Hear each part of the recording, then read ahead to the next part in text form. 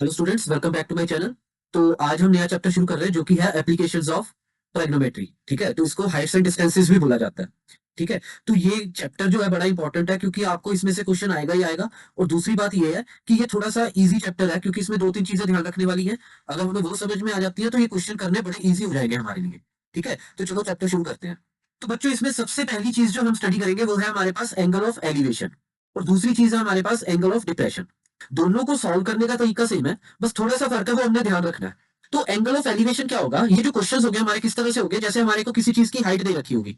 Suppose ये एक tower है जिसकी हाइट हमें एच बता रखी है। ठीक है, और हम कहते हैं कि यहां से एक्स डिस्टेंस की दूरी पे एक यहाँ पे पर्सन खड़ा हुआ है ए पॉइंट पे। ठीक है, तो वो कहां पे देख रहा है? टॉप पे देख रहा है टावर के। ठीक है, टावर के टॉप पे देख रहा है। तो वो एक एंगल यहाँ पे बन रहा है हमारे पास, सपोज 45 डिग्री का। तो इस 45 डिग्री एंगल को हम क्या बोलेंगे? Angle of elevation. तो एंगल ऑफ एलिवेशन कब है? जब हम नीचे से ऊपर की ओर कुछ देख रहे हैं। जैसे यहां से ए से सी पॉइंट तक हमने देखा। ठीक है, तो वो ऊपर की ओर गया, इसलिए ये एंगल ऑफ एलिवेशन बन गया। तो अभी हमें एंगल ऑफ एलिवेशन दिया होगा और हमें कोई ना कोई वैल्यू बता रखी होगी। सपोज हमें एच बता रखा है कि हाइट इतनी है, तो वो पूछ लेगा कि कितनी दूरी पे खड़ा हुआ है बंदा। एक्स निकालना पड़ेगा हमें। हो सकता है वो हमें एक्स बता दे कि एक्स इतना है। ठीक है, कि इतनी दूरी पे foot foot of the tower से जो बंदा ए पॉइंट पे इतनी दूरी पे खड़ा हुआ है। ठीक है, तो हमें पता करना पड़ेगा कि हाइट कितनी है इसकी। तो ऐसे क्वेश्चंस होंगे हमारे पास, तो हमने इसमें लगानी क्या है? ट्रिग्नोमेट्रिक रेशियोज हमने यूज करनी है। जैसे अगर हम यहाँ पे देखें, मैंने आपको जब ट्रिग्नोमेट्री चैप्टर करवाया था तो हमने ये क्लियर किया था कि जो एंगल होता है, जैसे 45 डिग्री एंगल है, इसके सामने वाली जो लाइन होगी वो हमारे पास क्या होगा? परपेंडिकुलर होगा। राइट, और नीचे हमारे पास बेस होगा। ऐसे ही होता है ना, तो बेस हमारे पास एक्स आ गया इसमें, और परपेंडिकुलर हमारे पास एच आ गया। ठीक है, तो सपोज अगर हमें एच की वैल्यू बता रखी है 10 मीटर बता रखा है एच की वैल्यू की। हाइट ऑफ टावर जो है, ये बीसी ले लेते हैं, हाइट ऑफ टावर ये 10 है, और हमसे वो पूछ लेता है कि वो जो बंदा ए पॉइंट पे खड़ा हुआ है वो बी पॉइंट से कितना दूर है। ये फुट ऑफ द टावर, ये बी पॉइंट जो है this is foot of tower. तो फुट ऑफ टावर से वो बंदा कितनी दूर है, तो हमने एक्स की वैल्यू निकालनी होगी। ठीक है, तो हमारे पास इन्वॉल्व क्या हो रहा है? एक परपेंडिकुलर इन्वॉल्व हो रहा है और दूसरा बेस इन्वॉल्व हो रहा है। ठीक, तो हम क्या करेंगे? हम लिखेंगे tan theta is equal to क्या हो जाएगा इसमें? B C upon A B. तो थीटा इस केस में क्या है? 45 डिग्री हमारे पास आ गया। Tan 45 degree is equal to B C. B C की वैल्यू हमें कितनी दे रखी है? 10 मीटर। हाइट बता रखी है ना। और हमें ए बी की वैल्यू क्या दे रखी है? एक्स दे रखी है। हमने एक्स अज्यूम करी है जो हमने निकालना है। तो टेन 45 डिग्री की वैल्यू क्या होती है? 1 is equal to 10 upon X. और अगर क्रॉस मल्टीप्लाई करें तो एक्स की वैल्यू हमारे पास आ जाएगी 10 मीटर। तो जो वो बंदा है वो foot of the tower B point से, यहाँ पे डायग्राम में देखो, बी पॉइंट से वो बंदा ए पॉइंट पे खड़ा हुआ है, तो ये जो डिस्टेंस है दैट इज 10 मीटर। ठीक है, तो ऐसे क्वेश्चंस होंगे हमारे पास। बाकी आगे आगे जाके हम जो क्वेश्चंस करेंगे वो मैं आपको बताऊंगा अलग अलग तरीके से कैसे आ सकता है। हो सकता है वो हमें कह दे कि पहले बंदा ए पॉइंट पे खड़ा हुआ था, तब हमारे पास 45 डिग्री का एंगल बन रहा था। फिर वो ए से थोड़ी आगे आ गया यहाँ पे बी पॉइंट पे। डायग्राम में देखो, ये डी पॉइंट पे आ गया। तो यहाँ पे जो एंगल सस्टेंड वो कर रहा है वो मान लो कर रहा है 60 डिग्री। ठीक है, तो अभी वो पूछ सकते हैं कि डी से बी की दूरी कितनी है। अब हम इसको एक्स मानेंगे, डी से बी की दूरी। ठीक है, मैं आपको फिर से बना देता हूँ। सपोज हमारे पास ऐसे ही एक टावर दे रखा है ये। ठीक है जी, ये 90 डिग्री होगा, ये टावर एच है हमारे पास। वो पहले कह देते हैं कि ए पॉइंट पे है बंदा। उसके बाद उसने कुछ डिस्टेंस कवर किया, सपोज 5 मीटर कवर किया, और वो बी पॉइंट पे आ गया। ठीक है, और सी और डी हमारा क्या है यहाँ पे? हाइट ऑफ टावर है। तो यहाँ पे वो एंगल सस्टेंड कर रहा है सपोज 60 डिग्री। पहले वो कर रहा था 45 डिग्री। अब वो हमें पूछ लेंगे कि हमने ये बी से डी पॉइंट कितनी दूर है। मतलब वो बंदा अगर बी से डी तक जाएगा तो कितना डिस्टेंस और कवर करेगा। तो हम इसको एक्स मान लेंगे। सपोज इसी केस में इसको 10 दिया हुआ था, हाइट को 10 दे रखा है। तो इसको सॉल्व करने के लिए क्या होगा? हम पहले बड़ी ट्राइंगल अज्यूम करेंगे, कौन सी? सी ए डी। ठीक है, right angle triangle C A D बनेगा। उसमें 45 डिग्री दे रखा है, टेन थीटा। तो वो आ जाएगा एच अपॉन 5 + एक्स। अब डिस्टेंस टोटल कितना? एडी होगा ना, एडी डिस्टेंस कितना है? 5 + एक्स है। राइट, तो दूसरी हम ट्राइंगल अज्यूम करेंगे सी बी डी, ये वाली छोटी ट्राइंगल। ठीक है, तो छोटी ट्राइंगल में क्या बनेगा हमारे पास? Tan 60 degree is equal to H upon X. ठीक है, तो इस हिसाब से हम एक्स की वैल्यू निकाल पाएंगे। तो मेरा मतलब आपको समझाने का सिर्फ ये था। एक तो हमने इसमें ट्रिग्नोमेट्रिक रेशियोज यूज करनी है, tan theta, sine theta, cos theta. वो डिपेंड करेगा हमारे क्वेश्चन की डिमांड पे कि हमने क्या चीज को निकालना है।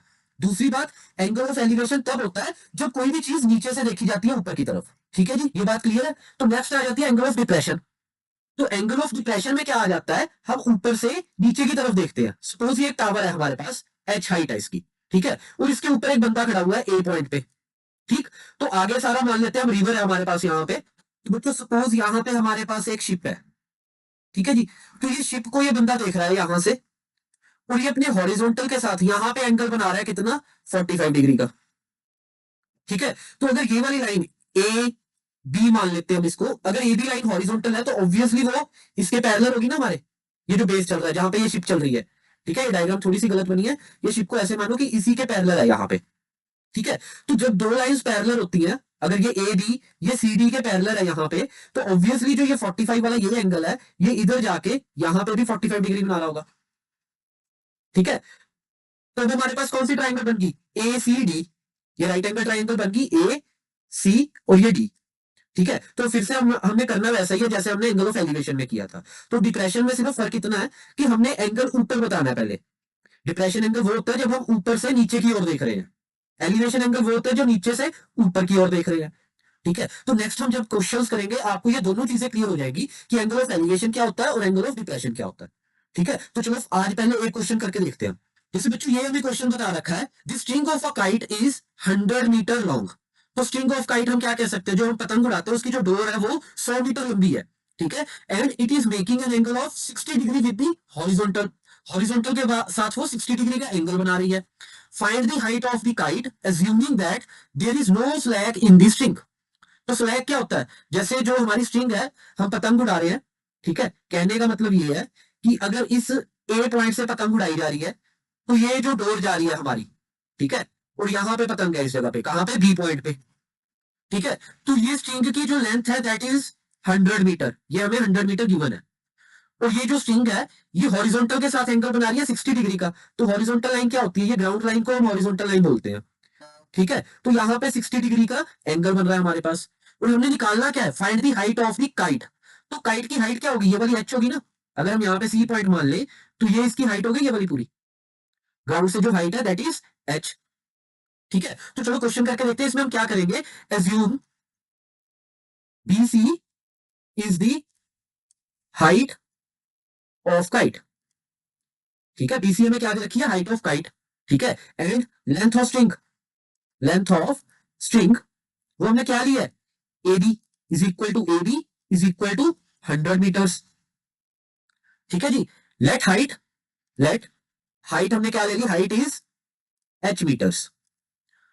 ठीक है, एच मीटर हमने हाइट ले ली, तो हमारे पास अभी क्या बनेगा, हम कह देते हैं अगर मैं ट्राइंगल लू from right angle triangle, right angle triangle कौन सा, ए सी बी, सी पे हमारे पास क्या है, यहाँ पे राइट एंगल है। ठीक है, ए सी बी। तो बच्चों हमारे पास गिवन क्या है, हमारे पास हाइपोटेन्यूज गिवन है, और एंगल के सामने परपेंडिकुलर हमने निकालना है। तो परपेंडिकुलर और हाइपोटेन्यूज का रिलेशन कहां से बनता है, हमारे पास बनेगा वो साइन से। Sine is equal to perpendicular upon hypotenuse. ठीक है, तो हम लिखेंगे यहाँ पे sine 60 degree is equal to क्या होगा हमारे पास, perpendicular that is BC upon hypotenuse that is AB. तो बीसी हमने किसको अज्यूम किया, हाइट को, ये हाइट जो ये बीसी है ना। ठीक है, तो हमारे पास एच आ गया, और एबी की वैल्यू कितनी है हमारे पास, 100। तो साइन 60 हमारे पास क्या होता है, √3/2, right, is equal to H upon 100 आ गया। क्रॉस मल्टीप्लाई करेंगे तो हमारे पास एच की वैल्यू आ रही है 100√3/2। तो ये 2 से अगर हम 100 को काट दें हमारे पास 50 आ जाएगा, हमारे पास आंसर आ गया 50√3 मीटर्स। ठीक है, तो हमारी मर्जी है, अगर तो हमें दे रखा है कि √3 की वैल्यू भी पुट करो, कितनी होती है, 1.732। ठीक है, अगर 1.732 हमें √3 की वैल्यू दे रखी है तो हम 50 से मल्टीप्लाई कर देंगे, नहीं तो हम सीधा लिख सकते हैं height of kite, height of kite is कितना है, 50√3 मीटर्स। तो ये हमारा आंसर बना। ठीक है, तो इस हिसाब से क्वेश्चन करनी है। ये मैंने आपको बिल्कुल सिंपलेस्ट फॉर्म करवाई है इस क्वेश्चन की। आगे नेक्स्ट लेक्चर में आपके लिए मैं थोड़े से डिफिकल्ट क्वेश्चंस लेके आऊंगा या थोड़े से कॉन्सेप्चुअल क्वेश्चंस लेके आऊंगा।